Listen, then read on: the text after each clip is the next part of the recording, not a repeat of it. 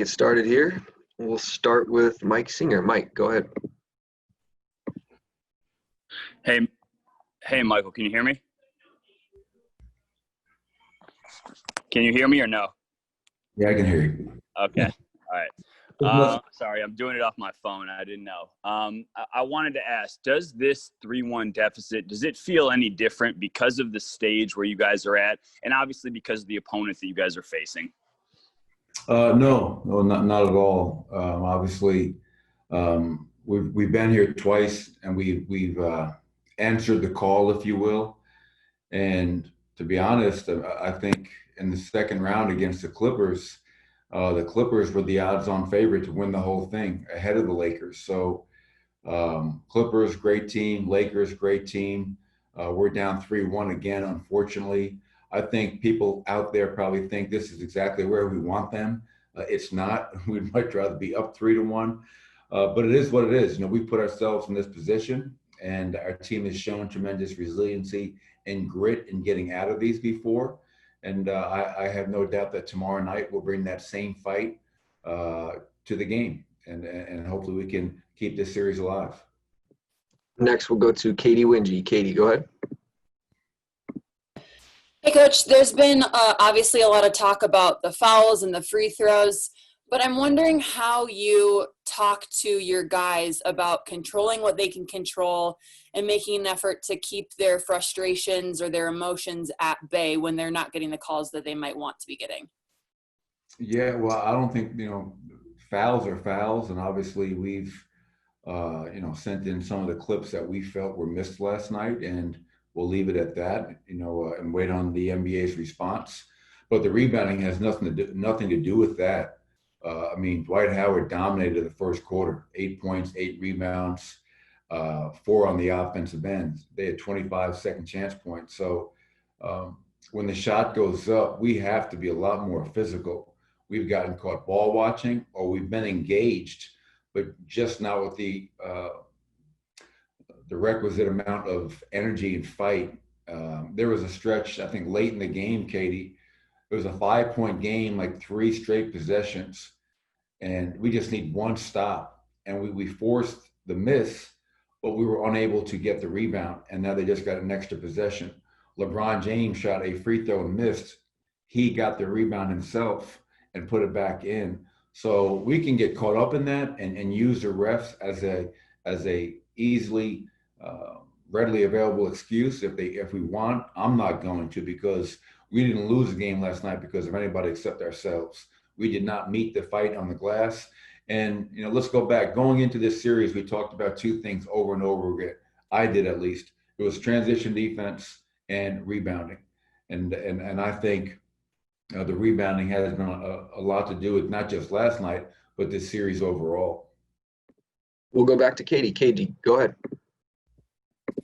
Coach, I noticed you're wearing the I Am a Voter t-shirt today. Paul Millsap just announced yesterday that he's making his training facility a place for people to vote in Atlanta. I just want to get your thoughts on what that means to you and why you're wearing that shirt and how important it is for people to register to vote. Well, I have I'm running out of clothes. I've been here for 81 days. So my wardrobe is getting very thin. But on a more serious note, this is a group, the I Am a Voter group, that we have tried to partner with to try to bring the awareness, not just to people in Denver, but I know a lot of the NBA teams have joined it with I Am a Voter, just to get the word out there and the importance of voting. And what Paul Millsap is doing, what a lot of NBA teams are doing, I think is phenomenal. For Paul to make his Core 4 facility in Atlanta available and open for voting, early voting, shows that Paul is invested and he's willing to do whatever it takes from his platform, from his name, from his home to help that. And in talking to a lot of the coaches, Katie, obviously in Colorado, I don't think it's a major issue. I'm sure it is. I'm not an expert on voting by any means, but I know in states like Georgia and states in the deep South, there is still voter suppression going on. They are still making it very, very hard for people to get out to vote. And I think one thing going into this election on November 3rd is that trying to make voting as easily as possible for everybody, for people of color, and everybody else has been maybe suppressed for many, many years. So for Paul to take that upon himself is outstanding, and just another example of one of our players not just being a basketball player, but being involved in their communities as well. Next, we'll go to Chris Dempsey. Chris, go ahead. Hey, Coach. You know what? Just to pick up on that, just how proud of you are of your players are you because of that? And then the basketball question is actually about Jeremy Grant and his growth this entire playoffs, and what these experiences are how they're going to help him going forward. Yeah, I'm proud of my group in so many ways, on the court, off the court. You know, I've been in the NBA for 20 years. I've been around this game my whole life, growing up the son of a coach, and I fully recognize the special group that we have. And for us to be so young and doing what we're doing is incredible. And I feel blessed to wake up every day and go to work, and in this bubble, kind of wake up in the bubble and stay in the bubble, but just to be able to work with the people I work with and being around as I have been, I know that's not always the case. So I never take that for granted. We have really special young men who are also great husbands, fathers, and just role models, and are willing to do whatever it takes to help themselves and use their platform while doing so, and help out others, not only in our community of Denver, but obviously all across the country, wherever they may be from. As far as Jeremy Grant goes, you know, I look at Jeremy and I go back to the day that we got him from Oklahoma City and how truly excited we all were. And I remember that like it was yesterday when we got that news in Las Vegas. And the reason for the excitement was exactly what we're seeing, you know, the versatility that Jeremy Grant brings on both ends of the floor. And I think we've taken it one step further here in Denver. And I say that, Dempsey, because in Oklahoma City, Jeremy was a starting power forward who was Steven Adams' backup. So he played a lot of backup five as well with that group. With us, you look at it, he has been our starting small forward. He has played backup power forward minutes, and a little bit he's played some backup five. And then defensively, we've asked him to guard everybody and their brother. And he's done so with tremendous pride and conviction. So Jeremy's been phenomenal.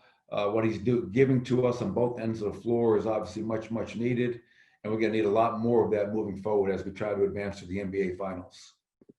Next, we'll go to Kyle Goon. Kyle, go ahead. Hey, Michael. Frank has obviously changed lineups against you and started Dwight yesterday.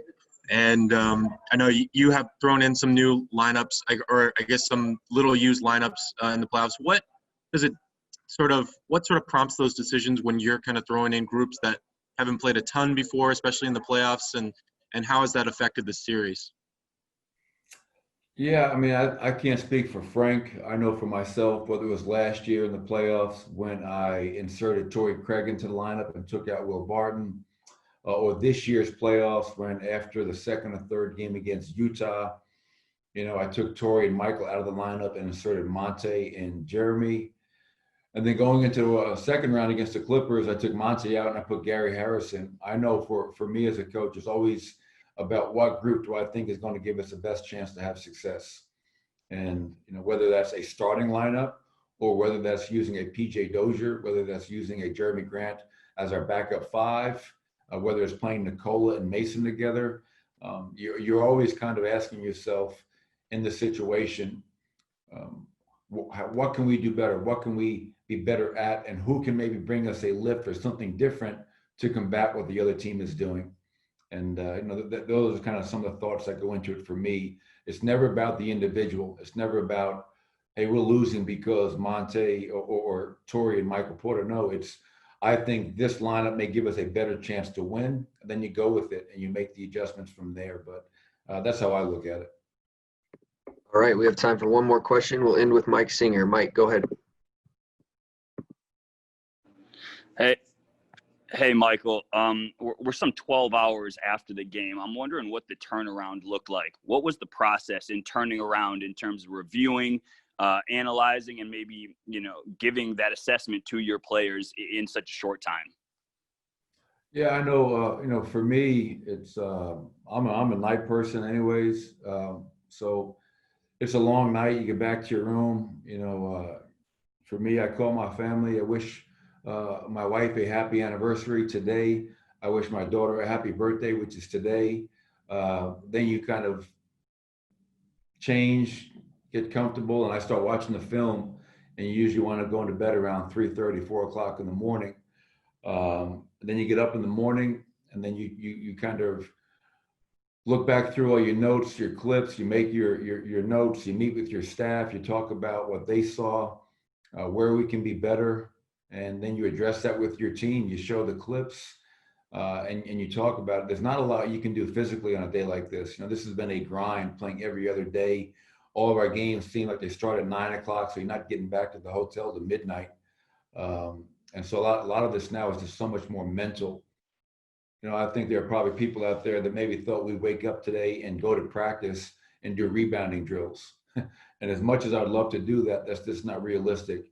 We can show it, we can talk about it, then hopefully by making it a huge point of emphasis, we can go out tomorrow night and do a lot better job in that area. But review, reflect, communicate with our guys, and then try to turn the page and get ready for game number 5. All right, Coach, that will do it. We appreciate it. All right, thanks, guys. Appreciate it. Thank you.